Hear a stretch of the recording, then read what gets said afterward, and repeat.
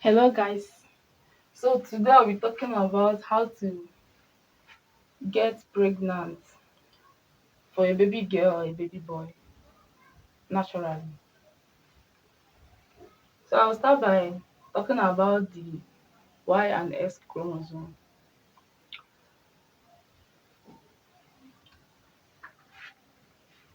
The female gender only have one kind of chromosome, which is the Y chromosome, while the male gender carries two kind of chromosome, which is the Y and the X chromosome.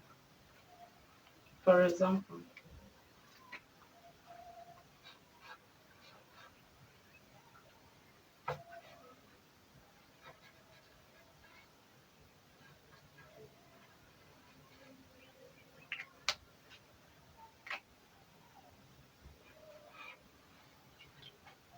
so when a woman and a man have intercourse, the only chromosome that the woman is going to release is the X chromosome.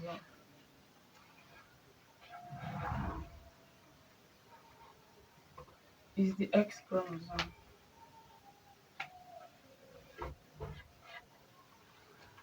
And the man can release the either the X or the Y chromosome. Let's take for example that the man releases the X chromosome too. So the result will be a baby girl.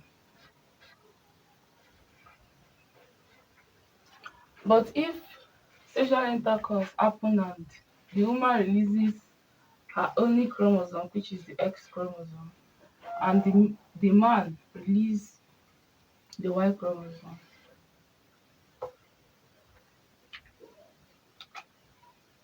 the Y chromosome, the result will be a baby boy.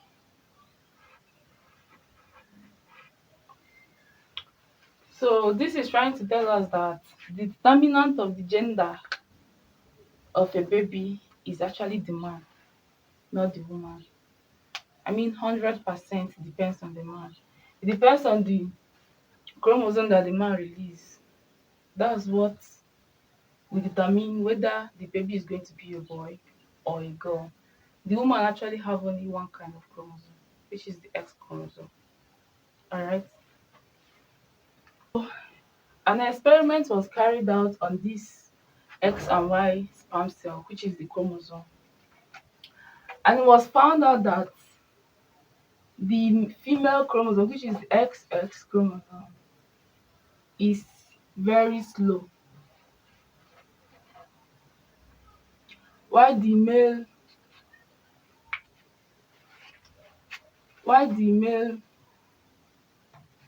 sex cell or chromosome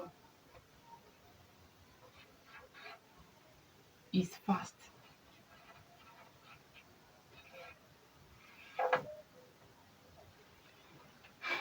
Also, it was found out that the girl chromosome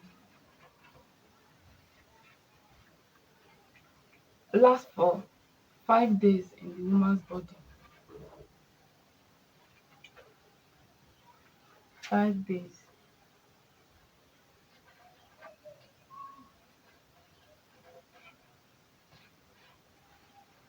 While the male chromosome lasts for 3 days only in the woman's body.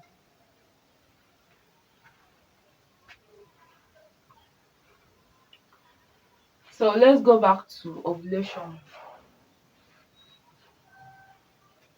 because there is no way you can use this thing to determine the sex gender apart from using your ovulation day. That's why I almost emphasize on you knowing your cycle length, your ovulation day, so that it will be easy for you to, you know, comprehend this one. So let's assume that the woman will ovulate on the 11th of June. We're just taking it as an example. Okay, let's just assume it's on the 10th of June. And you know that sperm cell survive in women's body for 5 days. We'll add that 5 days before the ovulation day. which is the day 9th, the day 8th, day 7th, and the day 6th.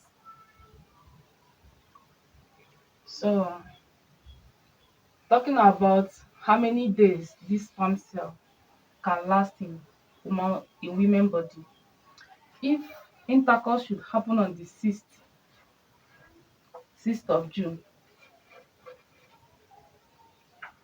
you can see that the sperm will still be available till the 10th day, but it's only the baby girl sex cell that will be available.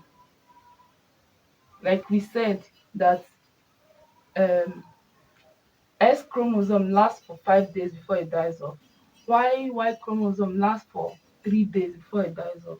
And in this example now, the sex took place on the 6th of June. 1, 2, 3, 4, 5.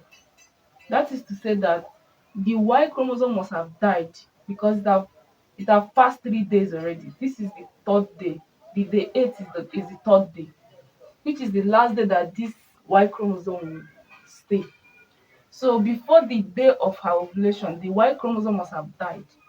So the sperm will still be available, but the one that will be available is the X chromosome that will be available on the 10th day, which is our ovulation day.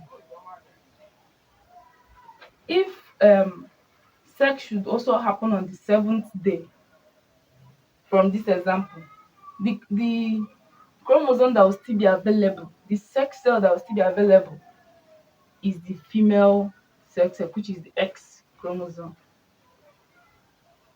So if you are trying to conceive a female girl, okay, a girl child, you should have sex 5 days before your ovulation day, 4 days before your ovulation day. That way, the only sex cell that will be available is the X chromosome, and the result of that sex will be will be a baby girl.